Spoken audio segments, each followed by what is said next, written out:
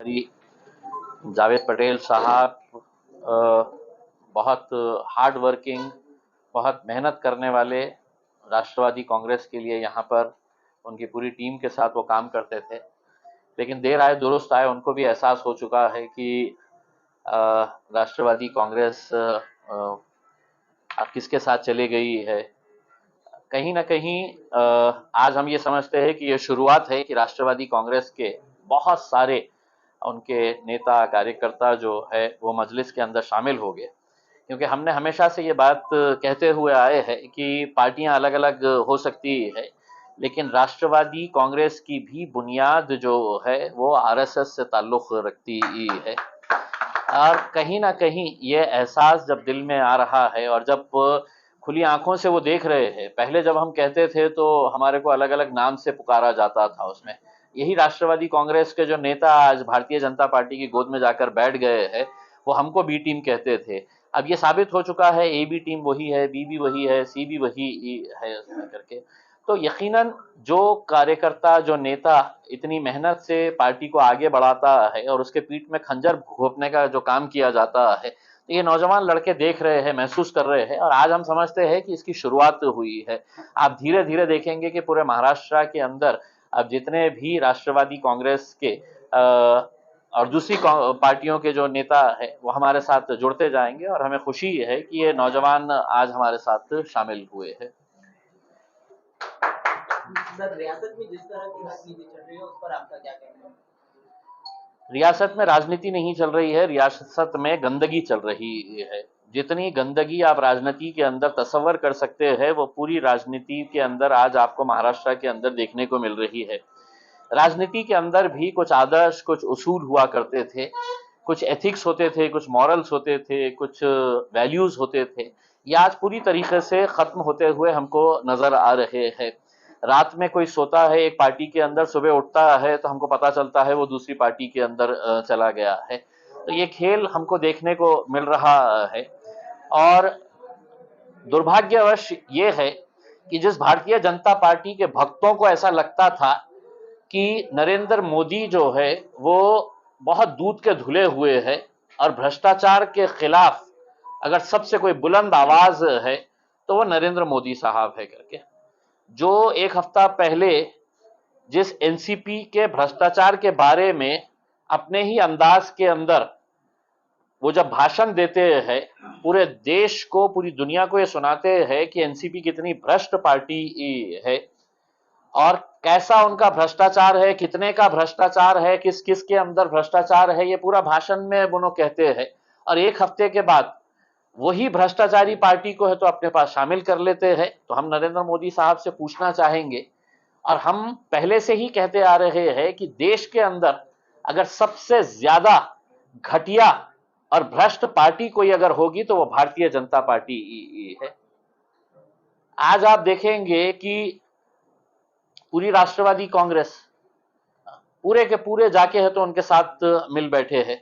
अभी जब निकल के आ रहे थे तो नीलम गोरे, जो जिंदगी में कभी है तो चुनकर नहीं आई है, जिंदगी में कभी चुनकर नहीं आई है, लेकिन हर वक्त विधान परिषद के अंदर जाके बैठी है। वो भी अपनी पार्टी को छोड़ के कोई दूसरा मफलर पहन के अभी बैठी हुई थी और बता रही थी कि मुझे देश का विकास कैसा करना है करके। देश के विकास से कितनी प्रभावित हुई है। कोई प्रभावित नहीं हुई है।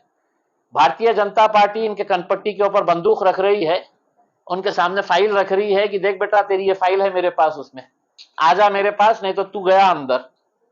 फिर कभी ईडी को छू कर डाल रहे, कभी सीबीआई को छू कर डाल रहे, कभी आईटी को छू कर डाल रहे हैं और किसी को डरा रहे हैं।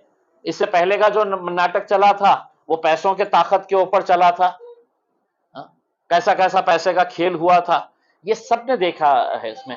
तो मेरा यही कहना है कि एक ऐसी परिस्थिति के ऊपर लोगों को लेकर आ गए हैं कि वो ये सोचेंगे कि अब हम आखिर में देना तो किसको देना, विश्वास करना तो किसके ऊपर करना करके। अजीत पवार अपने काका को, जिसके नाम के तो माला जपा करते थे, वो बोल रहा है कि 82 साल के हो गए, घर में बैठ जाओ जाके। तो राजनीति का ये स्तर हो चुका है। लोगों को अब समझना चाहिए कि सच्चाई क्या है, किसके साथ जाना चाहिए, किसके साथ नहीं जाना चाहिए करके। अब मैं समझता हूं कि ये जो चुनाव आने वाले रहेंगे, जब भी कभी आएंगे उसके अंदर, तो महाराष्ट्र की जनता ने बहुत ही सोच समझकर अपने गुस्से का इजहार करना चाहिए उसमें। यूनिफॉर्म सिविल कोड पर एमआईएम का क्या है? एमआईएम यूनिफॉर्म सिविल कोड के ताल्लुक से 11 तारीख के दिन यहाँ पर एक कॉन्फ्रेंस लेने के लिए जा रही है। उस कॉन्फ्रेंस के अंदर हम बैरिस्टर असदुद्दीन अवैसी साहब आने वाले हैं, और यूनिफॉर्म सिविल कोड के ताल्लुक से जितने भी अलग अलग तंजीमें हैं, ऑर्गेनाइजेशंस है, और अलग अलग जाति धर्म के लोग, विशेषकर माइनॉरिटीज के जितने भी लोग हैं, हम उनको सबको इनवाइट कर रहे हैं। हम जो ट्राइबल्स है, जिन्होंने पूरे देश के अंदर ये ऐलान कर दिया है कि हम यूनिफॉर्म सिविल कोड किसी सूरत के अंदर एक्सेप्ट नहीं करेंगे। कल मध्य प्रदेश के अंदर उनका बहुत बड़ा एक मोर्चा निकला है, और उन्होंने ये ऐलान किया है कि हम यूसीसी एक्सेप्ट नहीं करेंगे। हम क्रिश्चियन कम्युनिटी हो गई है, पारसीज हो गए है, सिख है, मुस्लिम्स है, ट्राइबल्स है, एससीज है, एसटीज है, इन सबको बुलाकर एक सेशन हम कंडक्ट करने वाले हैं कि यूसीसी अगर आता है तो किस तरीके से आपके जो फंडामेंटल राइट्स है, उस राइट्स के ऊपर सरकार हमला करने की कोशिश कर रही है। और यूसीसी यूनिफॉर्म सिविल कोड, समान नागरिक कायदा लाने का पिछले हमको 9 साल से हमको ये पता था कि 2024 के इलेक्शन से पहले है तो मोदी जी है तो एक खेल खेलने वाले है कि देश के अंदर एक नया मुद्दा, क्योंकि जब भी उनके पास दिखाने के लिए कुछ नहीं रहता है कि मैंने गैस के सिलेंडर की कीमत 350 से 1250, कोई सवाल नहीं करना इसके बारे में। उसमें मैंने नौकरियों का वादा किया था, किसी ने भी सवाल नहीं करना नौकरियों के बारे में। उसमें आज टमाटे जो है 140 और 150 रुपए किलो बिक रहे हैं, उसके बारे में कोई चर्चा होगी ही नहीं, कोई सवाल करेगा नहीं उसमें। आज किसानों की आत्महत्या जो हो रही है उसके बारे में कोई चर्चा नहीं करेगा। आज मॉब लिंचिंग जो हो रही है, जो दिन दहाड़े कत्लेआम हो रहा है, जो एक समाज के बीच में दरार पैदा करने का जो एजेंडा लेकर वो चल रहे हैं उसमें।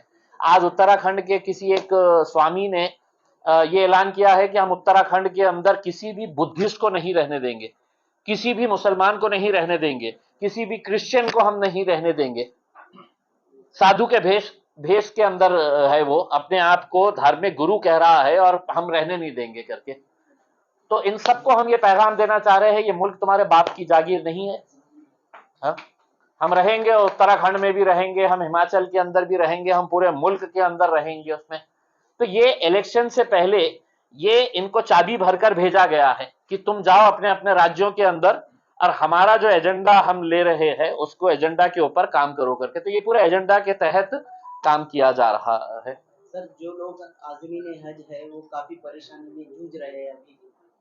अगर इसकी इंक्वायरी अगर मोदी जी के अंदर अगर जरा भी प्रामाणिकता होंगी, अगर मोदी जी के अंदर अगर सही मानों में अगर वो भ्रष्टाचार के खिलाफ है, तो इसकी इंक्वायरी किसी इंडिपेंडेंट एजेंसी से करवाइए। बड़े बड़े ट्रैवल एजेंट्स से लाखों रुपया ऐठा गया है, लाखों रुपया। पैसा दो तो हम तुम्हारे को हज का कोटा देंगे करके। और मैं पूरी जिम्मेदारी के साथ बोल रहा हूं, नहीं तो स्मृति ईरानी को चैलेंज कर रहा हूं कि मेरे ऊपर तुम है तो मानहानि का दावा ठोको करके। कैसा पैसा की लूट की गई है करके। इतने सालों के अंदर जो हाजी होते हैं उनको इतनी तकलीफों का सामना नहीं करना पड़ा होगा। आपने खुद ने वीडियोस के अंदर देखा होगा कि जिस कमरे के अंदर 5 लोगों के 7 लोगों के रहने की यह कैपेसिटी है, वहां पर 20-20 लोगों को ठूस के भरा गया है वहां पे। तो ये हमने तो कहा था कि भाई हज की सब्सिडी आप कैंसिल अगर करेंगे तो आप वो पैसा जो है सही मानों में उसका इस्तेमाल करिए। तुम हज की सब्सिडी कैंसिल कर दे रहे हैं, और जो इंसान पूरी जिंदगी भर की कमाई अपनी उसके ऊपर जमा करके रखता है कि मुझे आखिरी में हज के ऊपर जाना है, तो तुम उससे है तो कहीं एक स्टेशन के ऊपर 80,000 रुपये, हमारे पास से 88,000 रुपये। और ये पूरा मतलब ऐसा नहीं है कि एक एयरलाइन, जो कौन सी एयरलाइन थी वो जिसने बिड किया था यहाँ पे,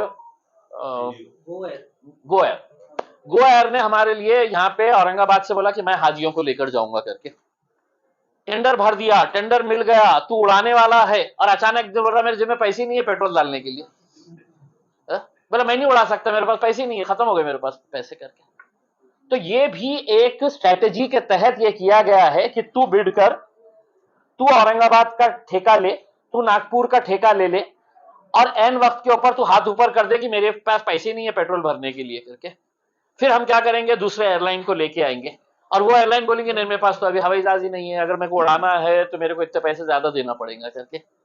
तो ये गंदा खेल खेल के हज कमेटी ने करोड़ों रुपया, इनका कोई क्यों हज कमेटी के मेंबर्स नहीं बनाए गए हैं? एमपीज होते हैं उसके अंदर मेंबर, कोई तो भी साउथ के एक आदमी को दिया गया है।